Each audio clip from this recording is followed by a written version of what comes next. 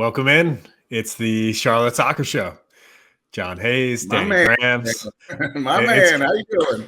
It's good to see you, Danny. It's good to see you. You are live from where? Nash Vegas? Nash Vegas, baby, the bachelorette party capital of the United States of America.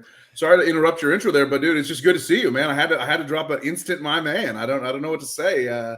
Here we are via the magic of the internet, recording a remote episode. Normally on this time on a Thursday night, we'd be sitting across the table from each other at Elizabeth Parlor Room sharing a cheers, but we ain't got no cheers. Yeah, we certainly are. So we're taking the week off from meeting up together. We'll be back next week for sure. Business trip, man. Discussing CLT FC and Atlanta United, what happens on Saturday. But the point of the show this evening is to preview that match. It's episode number 70. We've crossed in to the 70s. Right. What's your favorite type of music? What's your favorite 70s band, Danny Brams? You are so many. A music aficionado.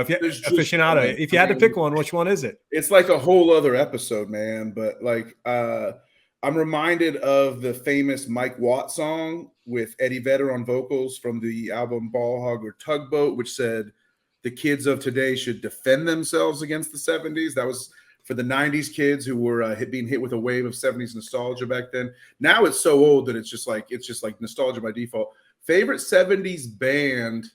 I'm going to be generic and I'm going to say Led Zeppelin. I absolutely love Led Zeppelin.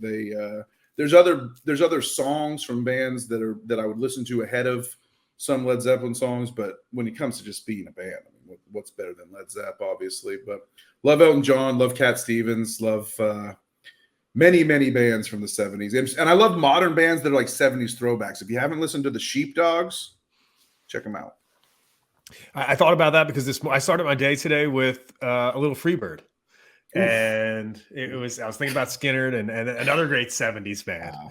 Wow. So hey, we're going to talk about soccer on tonight's show. This lineup you cannot change, right, laddie daddy? Or wait, maybe you should. Actually, I mean, you should maybe. And we've got a ton of listener questions. I'm pumped about that this evening. We're gonna answer tremendous friends of the show, all of your questions on this episode. We're gonna get Danny Brams projected 11. We're gonna see a special 11 tonight.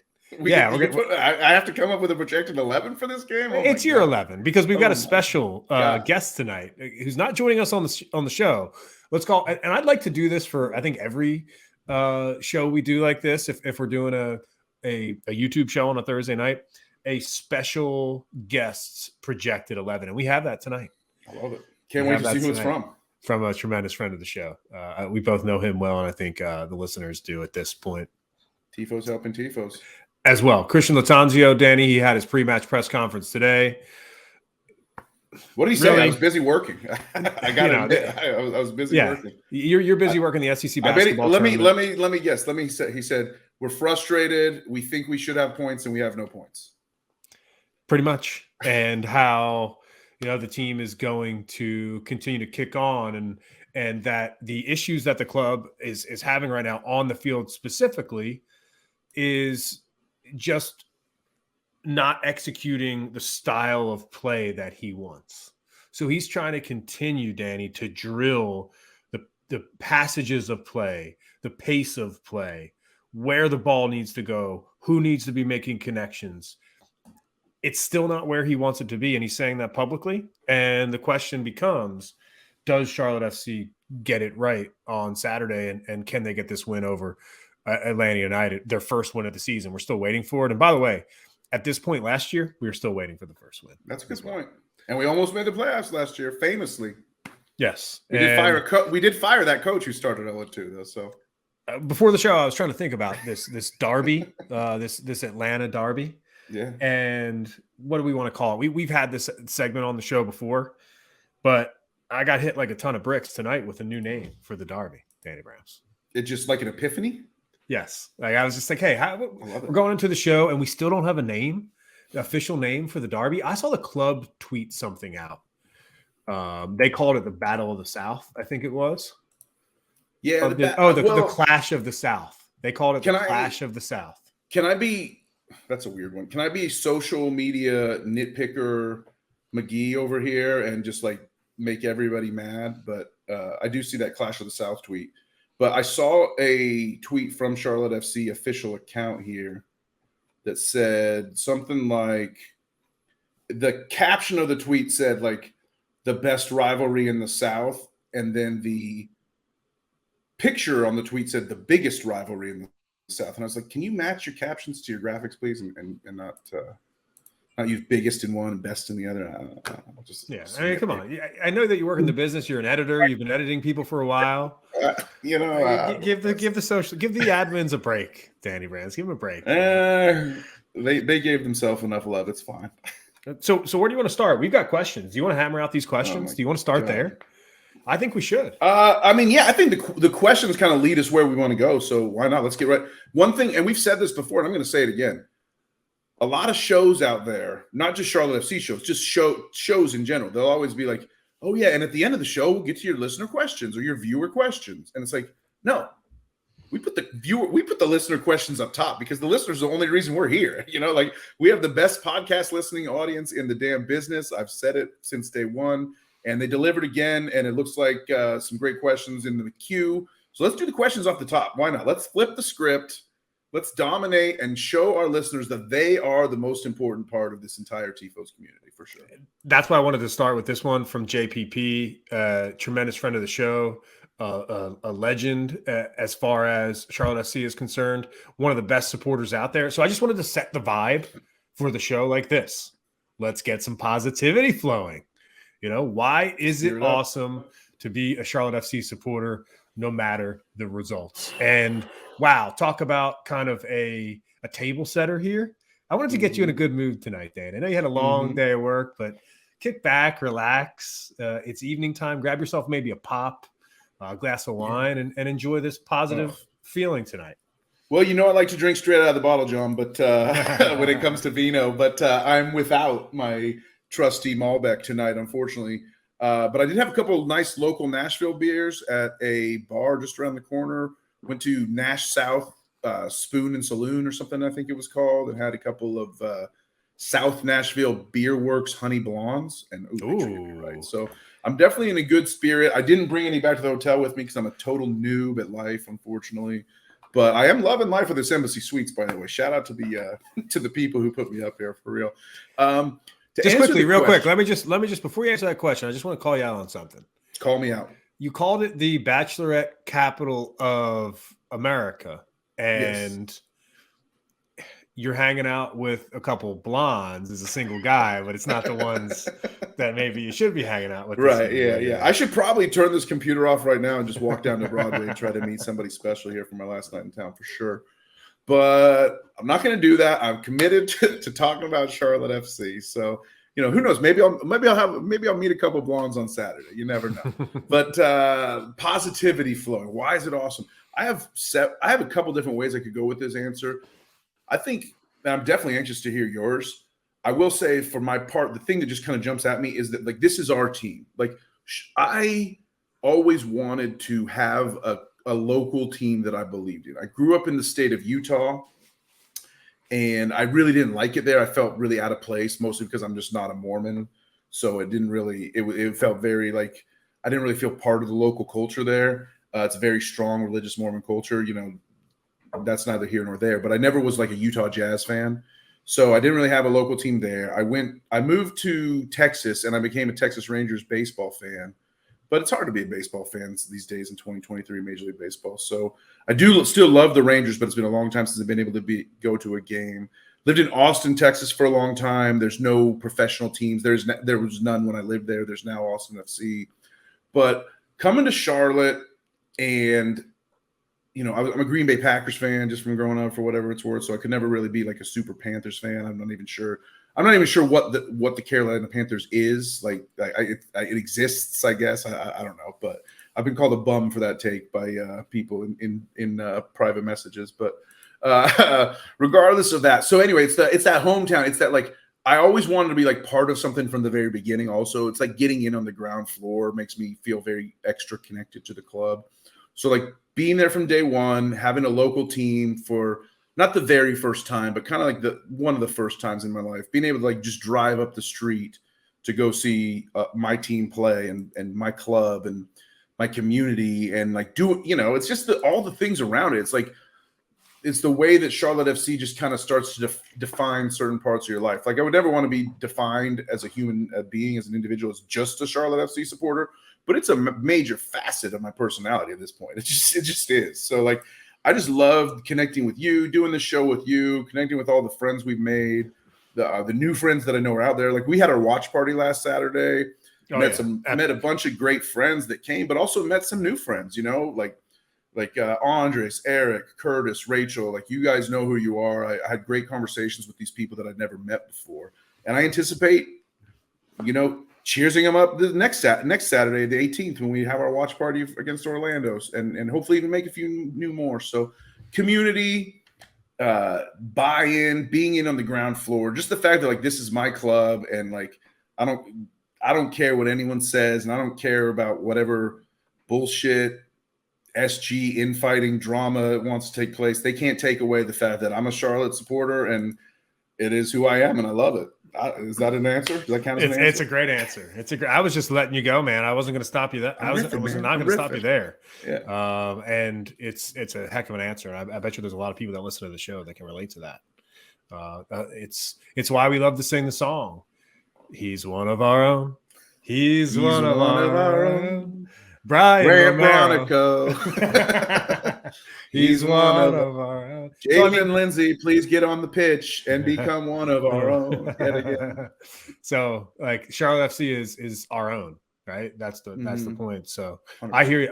What I'll add to it, my answer is just simply, I think culture is probably the thing that I enjoy most in life, and I think Charlotte FC adds a lot of culture to this city, and it's a soccer culture, and because it has turned Charlotte into a soccer city. Say it. You knew it was coming. I wasn't planning it either. I really wasn't. Next question. Josh Bergmeyer, Berg1231 on Twitter. Will this match put more or less pressure on the players than the previous two?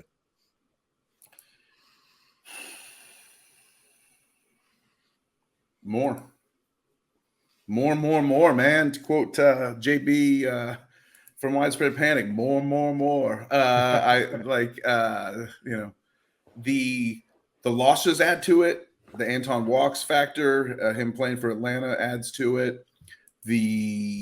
Just the desperation for points. And I think, the crowd will be smaller. It's a noon kickoff. We've got some concerns there, I think, in terms of like, who's actually going to show up and show out. I think we're going to have a huge drop from the 69,000. We might be down closer to 29. Yeah, I'd be impressed if we broke the 30K mark here for a Saturday noon kick of an 0-2 team. And I wanted to bring this next question in too, because I think it relates from DB's Hot Takes, Daniel.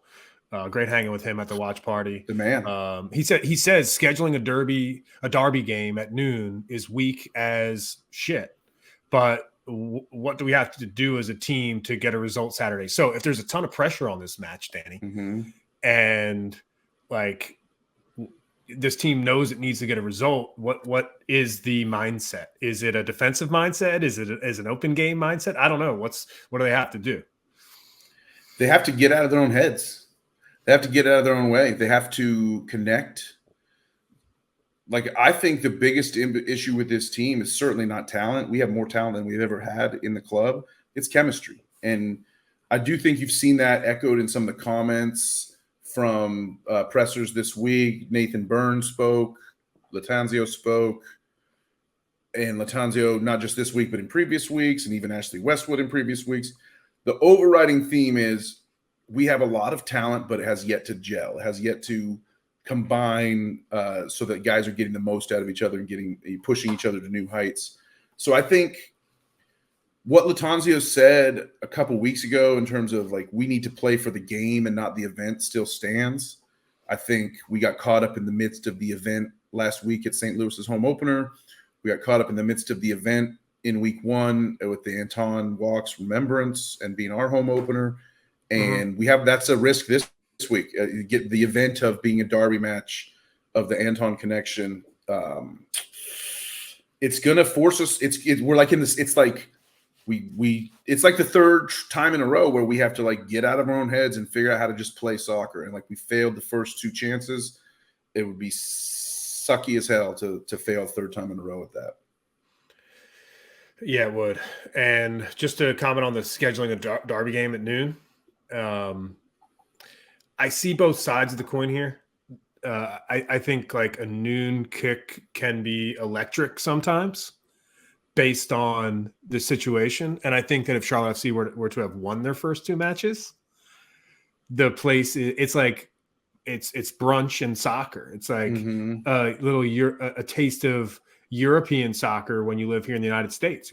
There's a lot of 12:30 kicks here in the U.S. Oh, yeah. I've been to Hooligans Uptown 1,000 times to watch a noon kick over in London.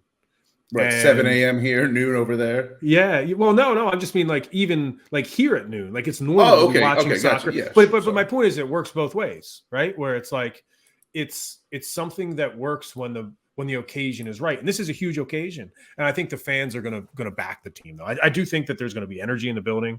The supporters group, no matter how much bullshit is going on between all them, like they're gonna show up and back the squad. It's gonna be a morning tailgate. People are gonna be drunk by noon. People are gonna be drunk by 11 a.m.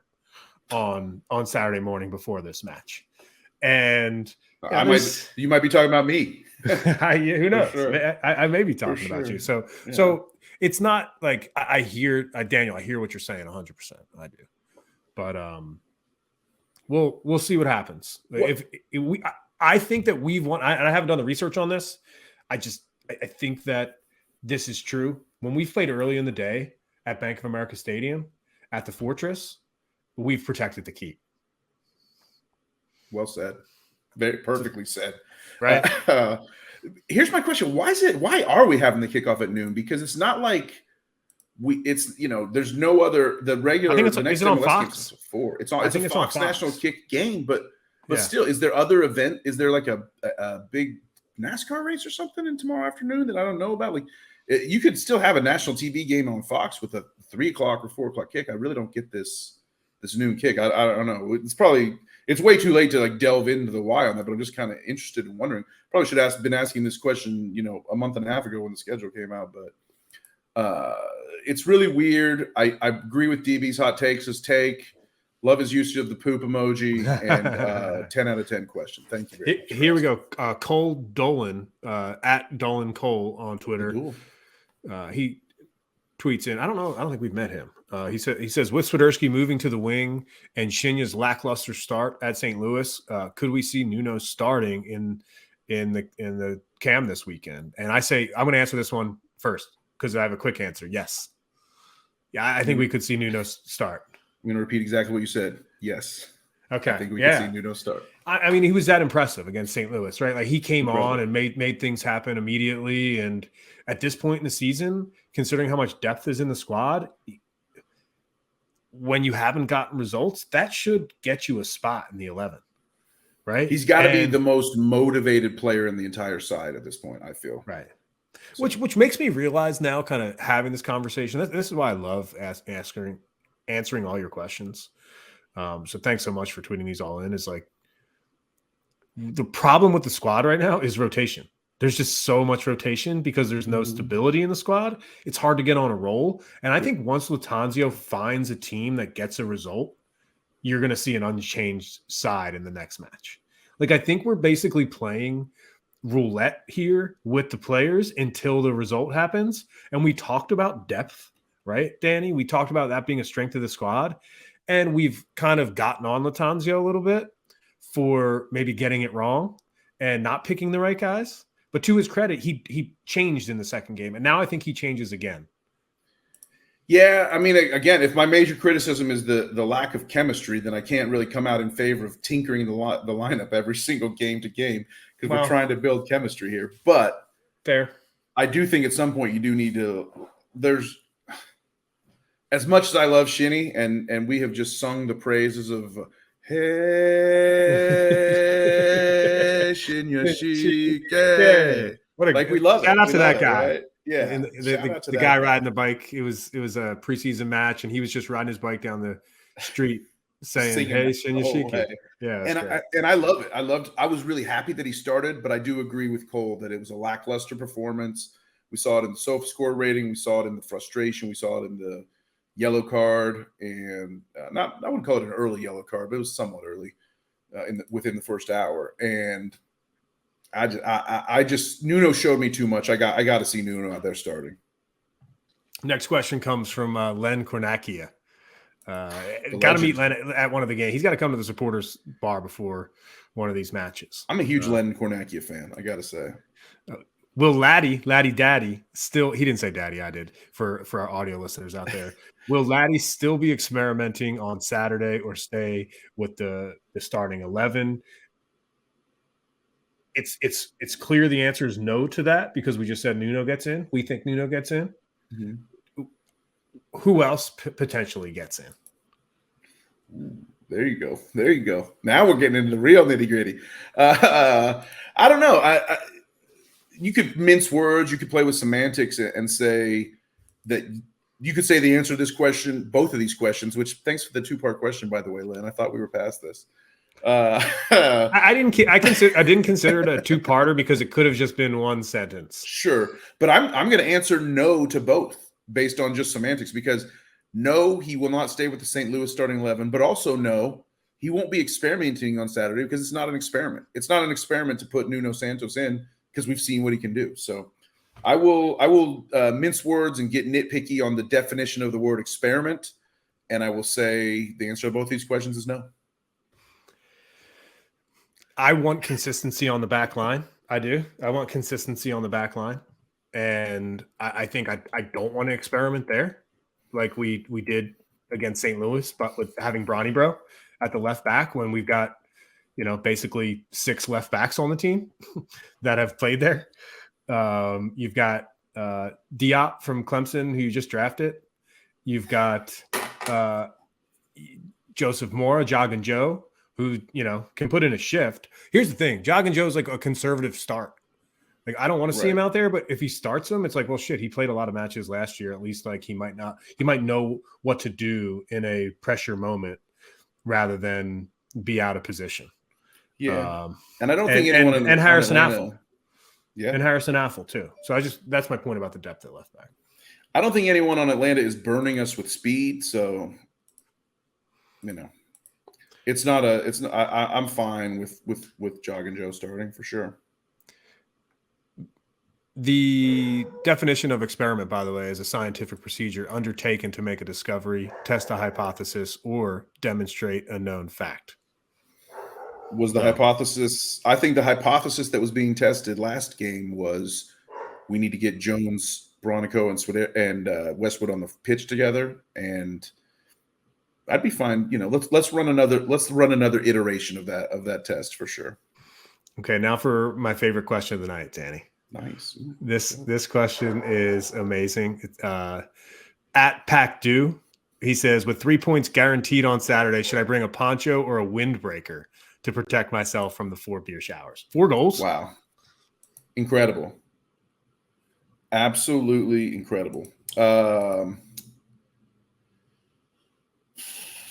I think you should go poncho because you're not going to want to wear a wet windbreaker. You want to have the poncho, then you want to be able to lose and shed the poncho. Although, now the more I think about it, the windbreaker is giving you total coverage, so your T-shirt or jersey underneath doesn't necessarily get wet. Whereas the poncho, you could have some seepage, a little bit could get through.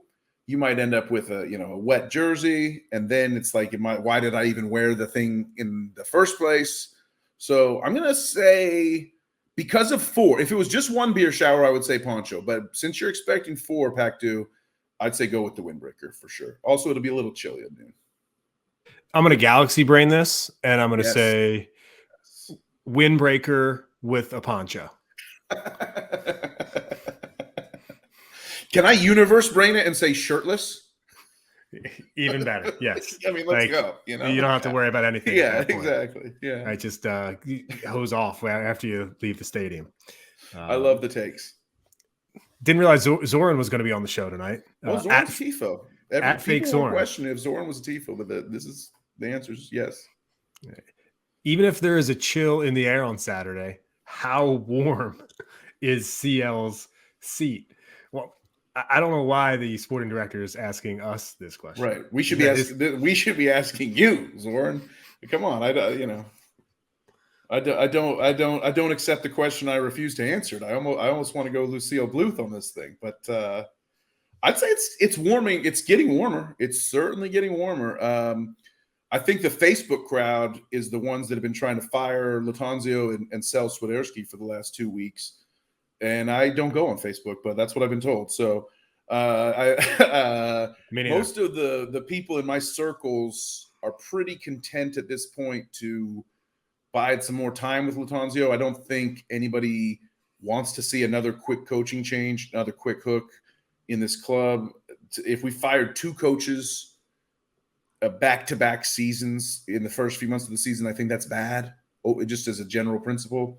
Right. So I'm going to say that it is lukewarm to answer the question, Zoran. And if it's different, you tell me, because I need to know if I'm wrong there. It's definitely not cold. No, it's definitely not cold. That's the truth, right? It's like everybody's thinking it. What's going on? This is a poor start to the season. It's his first year as the manager. There needs to be some sort of pickup here. And remember, we've only played 180 minutes, but we haven't scored a goal or gotten a point. So there's that as well. Next question, Bridget McCall at NC Tiger Girl. She's got a 2-parter. I'm not surprised by that. She's famous for him. Been a while, so she wants to ask, what are y'all's opinions on this experimental lineup change? That's the word. That's the word of the show. Oh yeah, that's the official word of the show. Experimental. That's what everybody's saying, Danny. It's pour the potions, mix it up, turn up the heat a little bit. Let's get some chemical change going on here for sure. Yeah. We need to, we need to buy like lab coats and wear them to the match. That would be amazing. That would be absolutely amazing. Yeah, because hey, we're just tinkerer. We're tinkering. I would more bring like a little dwarf's hammer, to tinker over here, tinker over there. I'm thinking about like Laddie as the mad scientist. Like maybe that is his. Oh, he would know what he is. He's like the when we think about our medieval and Game of Thrones analogies, he's like the potion. The maester. The maester. The Grand Maester, exactly. Like he has all those those different potions and liquids in his office, and he's always tinkering and experimenting. That's Laddie. I think the problem last week is that he couldn't fit all of the potions inside the pockets of those skinny jeans. Was the problem. So, what's your beef with Byrne? No personal beef. My beef is with the person who continues to think that Byrne should start over Jalen Lindsey. My beef is not with Byrne. My beef is with the fact that he's not better than Jalen Lindsey. There's no way. From what I've seen, I'm a little bit. When you look at sort of the surrounding circumstances of how we got Nathan Byrne, it's a little suspect. I mean, Darby County was a club in administration that was losing points because of finance. They were losing points on the table because of mismanaged finances. Yikes. They're desperate for money. They had this guy, Byrne, who's a player of the year for their club. But what I remember is there weren't a ton of Derby County fans that were too upset to see him go. I definitely remember that sensation when we signed him. And I just think we're getting a guy that's past his peak, past his prime. He's on the wrong side of 30 for a guy that needs to be getting up and down the sideline all game. And we got a youngster. I misspoke. I actually was corrected on this by one of the TIFOs. I think on the last episode I said Jalen Lindsey's 24, 25. He's 22 years old. I mean, let's make good use of what we've got. I just don't think Byrne is the player that we were. I don't think we received the player that we were told we were receiving, if that makes sense. And he's been really hard on himself. The team sent him out for a press conference this week, and I read some of his quotes. He said, no one's harder on myself than me. He said, my performances have been average at best so far this year, and I want to do better. And that's great. And to be honest, I do expect him to play, even though I prefer to see Lindsey personally, but I expect Byrne to be the one that's out there when we line up with the 11 on Saturday. So I like the fact that he's acknowledged that he's been mediocre at best so far. And I hope that when he says he's buckling down to improve, I'll take him at his word. I'll believe him. But as of now, I'm in the camp of Darby County sold us a lemon, and I would love to be proven otherwise. The next question is from Mr. Torres. I call him Mr. Torres because he's a pro. He's a professional. He came by and snapped some photos of us at the watch party at EPR. Put that up on our social media feed at For the Crown Baby. Check us out there. Jorge's a pro, Danny Brams. He's the official, unofficial photographer of the show. For sure. He asks us, you think part of the solution is a change in formation and not put players in unfamiliar positions? We haven't really dove into this topic yet as far as like, will the scientist, will he change the formation completely? Will he do that as part of this change, or will he try to? Because he talked today about wanting to continue his style of play. Mm-hmm. So to me, that means no change in formation. Could he do that? 4-4-2. Yeah, I've heard 4-4-2 thrown around. I would love to see a 4-4-2. I think a 4-4-2 is real nice for getting Carroll and Copetti to sort of play off of each other a little more and make cross runs and like be able to like shed defenders. Like one guy, plant himself in the box and the other make a run off it. However, I don't necessarily want to see that this week. I'd like to see that be something we grow towards. But my whole thing, I can't come out and say like my whole belief of the problem of the team is chemistry and then advocate for a formation change. I think at some point we just have to like dance with that one that brought you and like commit to like this is who we are and give it at least a few more. Maybe we're bashing our head in against the wall and expecting different results. I don't know. But I think you got to sort of like we haven't really established an identity yet. So let's keep going. Even if we end up having to like reverse course and drive all the way back and to a fork in the road and go the other way someday, at this point, let's press forward with the way we've been going and hope that better results come. Nice. I think that's absolutely a good call. Let's just press forward. It's the Charlotte Soccer Show. Thanks for listening, by the way. It's the Charlotte FC Atlanta United preview episode. And this is when I'm going to debut my new Derby name. It's the Turf War, Danny Brams. Love it. It hit me like a ton of bricks. What do we dislike about both teams equally? That they both play on turf. Fake turf. And what did you say? It's whoever wins the match, their owner has to, whoever loses the match. No, whoever wins the match. I said if it's called the turf war, then whoever gets rid of their turf first wins the war. That's basically what I was trying to say. Like these guys got deep pockets, Blanket Tepper, and it's just like, come on. Like I've seen some reports. One of our TIFOs, I think it was Byron Ryan, put a message out to us just before we started taping that says Atlanta does have some long-term plans for the 26 World Cup to put real grass in, and that's probably true. I wouldn't put him past him to rip that grass right out and go back to turf when the 26 World Cup ends, because that's what we did with the Chelsea match, right? Yeah. So who knows? I just think like it's just bad form. It's just gauche, man. It's just like it's like new money. It's like and it's caring about the bottom line more than caring about having a quality club when it comes to grass versus turf. It's like sometimes things that are better and more excellent and higher quality cost more. And, you can either pay the price or not. And I'm not here to spend other people's money for them necessarily, but I will say that we would be a better, whatever level of a club we get to, if we win MLS and go win the FIFA Club World Cup and all of a sudden they're recognized as one of the best clubs in the world, we still won't be as good as we could be with artificial turf. There will always be a ceiling on how good of a club we can be until we have real grass in the stadium.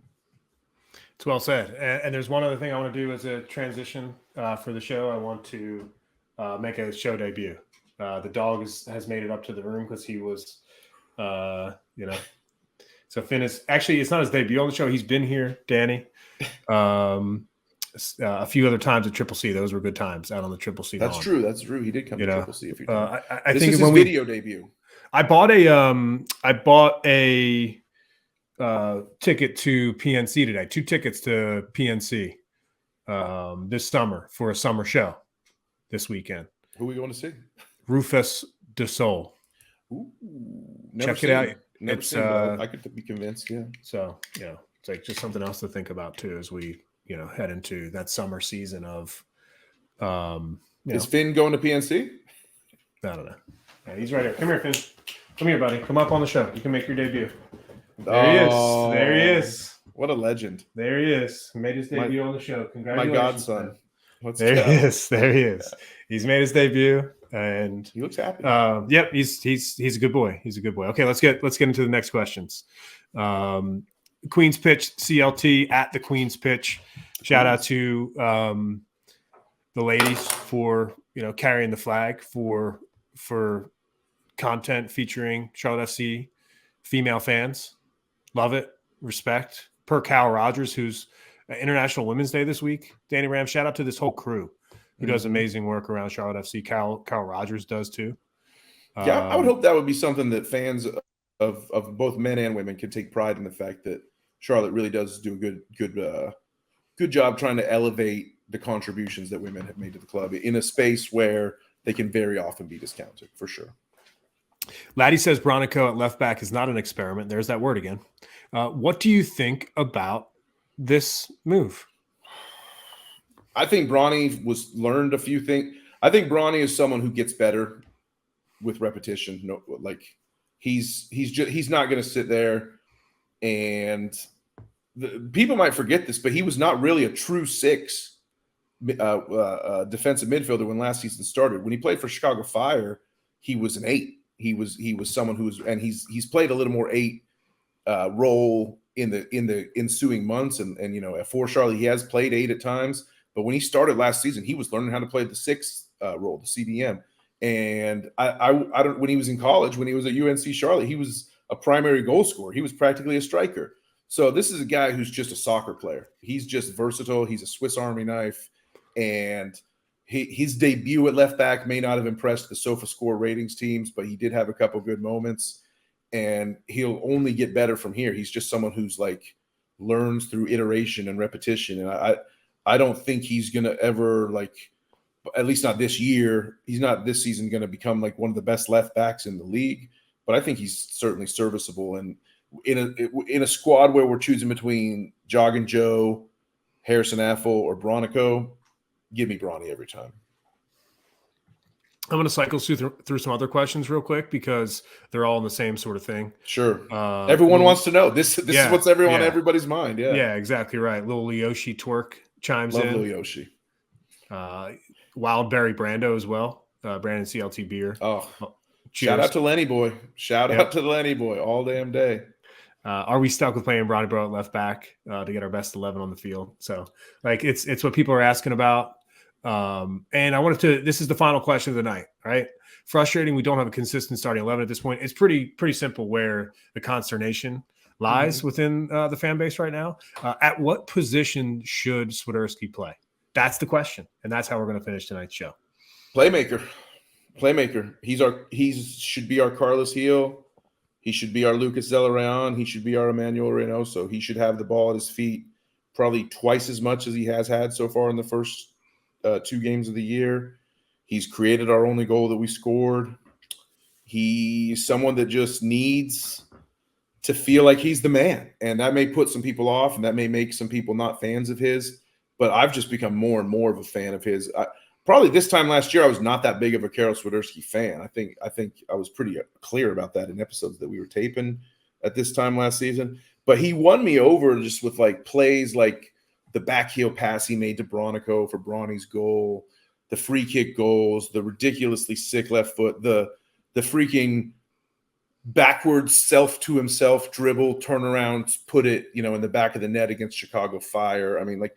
He's just made people are like forgetting the plays this guy can make. It's almost like he can never. He's held to like way high standards as our first DP, and a lot of times people are not giving him the benefit of like he may be a DP, but his teammates don't treat him as the man in terms like when you watch Carlos Gil, when you watch Emmanuel Reynoso, when you watch Driussi, like the teammates. Wherever any other attacker gets the ball, they like are looking up and they're looking for that guy. And Carroll needs to be that guy for us. When Westwood carries the ball across midfield, he needs to be looking for Swiderski. When Gaines beats a man off of a great sprint, or when Camille bulldogs his way into some open space on the left, or when Vargas dribbles around a guy, the next thought needs to be, okay, I found some space. Now I need to find Carroll. That's exactly. Yeah, I agree. But I agree. I just want you to know I totally agree with that. And the reason why is because like he's has to be the central player on the field. And what I mean by that is this team, we've talked about the gemstone, Ashley Westwood. I'm going to call him Lee Westwood at some point. I know I will do that. A golf fan. Yeah. The Players Championship got started today, Thursday, as we do this recording. Should be a fun weekend watching that as well. We talk about the gemstone. We talk about the prince that was promised, Enzo Capetti. We talk about so many different people in this club, but ultimately this team is built around Karol Swiderski. He was the designated player signing. He took the plunge. He's the player that is supposed to uplift this squad. And I think that when he wants to have that attitude and he wants to take control of the match, he can. And I think on Saturday, I wouldn't be surprised if he scores a goal. So let's do that. Let's do our official predictions, and let's finish with Volak's 11.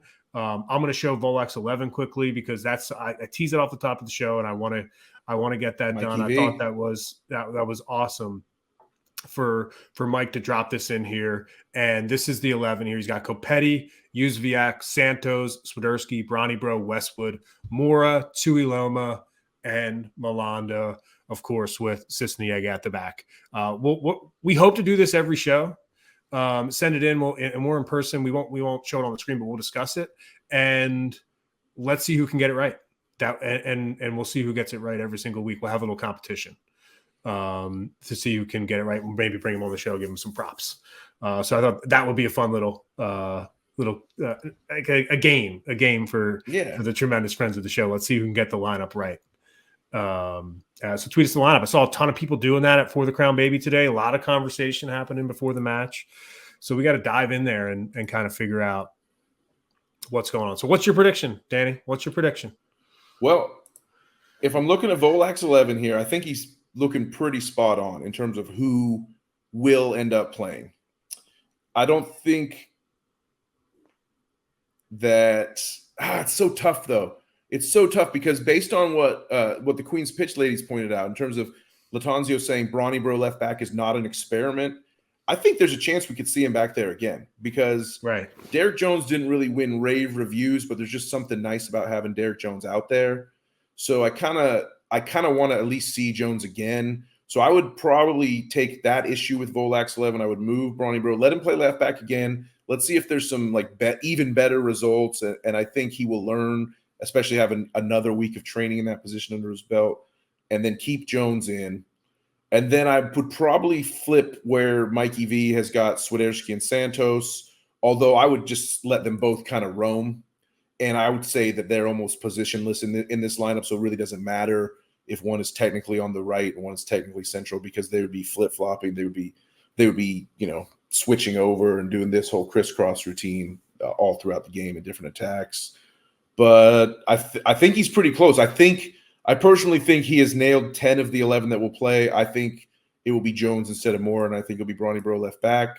I would love you. We heard earlier in the show how I'd love it to be Jalen Lindsay over Nathan Byrne, but I do think Byrne will have at least one more start. If he plays as bad as he did against St. Louis, against Atlanta, then I think his spot is in jeopardy.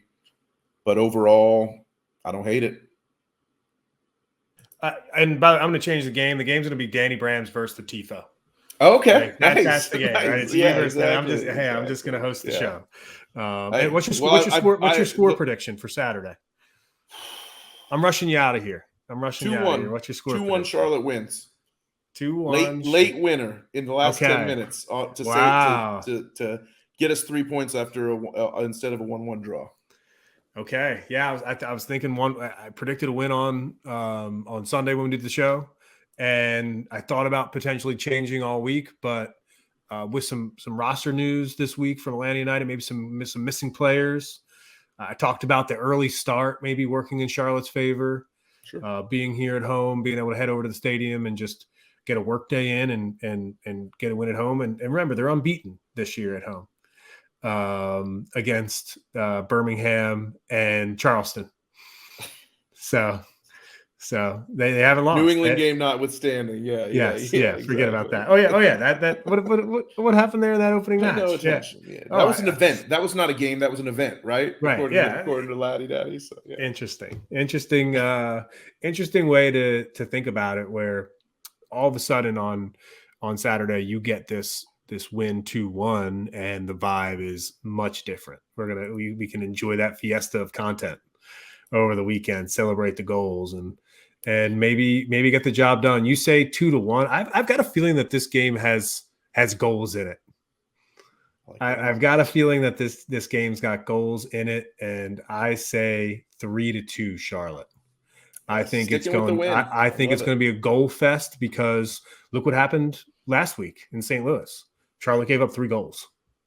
Yeah, right? We scored 3 on ourselves, pretty much. So, and scored 1 early. That was nice. Mm-hmm. And give up a goal in the first match at home. The likelihood of keeping a clean sheet is tough. So I think if Charlotte's going to win, I think they need to score goals. So if I'm going to predict a win, it's because they score more goals, and 3-2 is the final. We have yet to surrender a goal that's not directly the result of one of our players' mistakes. I mean, that might be, giving ourselves too much credit, but I swear to God, man, like I have yet to see a good goal scored against Charlotte so far. I have seen 4 scored against Charlotte, but no good ones.